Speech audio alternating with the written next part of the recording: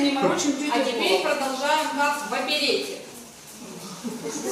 Ой, девушка, и как я там буду спать? Это немножко не опера, это оперета. Давайте быстрее, как-то уже спите. Ну, вдвоем на одной кровати, два мужчины, а люди будут говорить. Значит, так, сейчас придет девочка, она как всегда опаздывает, но потом она обязательно что-нибудь вам принесет. А теперь играем как в фильмах про вампиров. Мы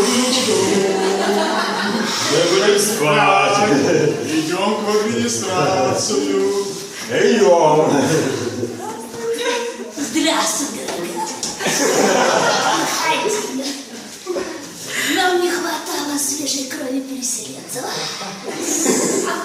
Сейчас придут парни насладятся. Ну где эти две истерички? Красиво крылья, эффектно. 18 век. Где наша простынка? Прикольно, думаю, меня так никто не кусал. Значит, а барышня свежая переселенка, можете брать, она вам и простынку, и кровушки свежей даст. Клянусь. Где кровь вашего директора?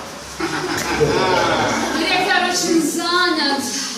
Пьет кровь из остальных в буфете. Можете пройти.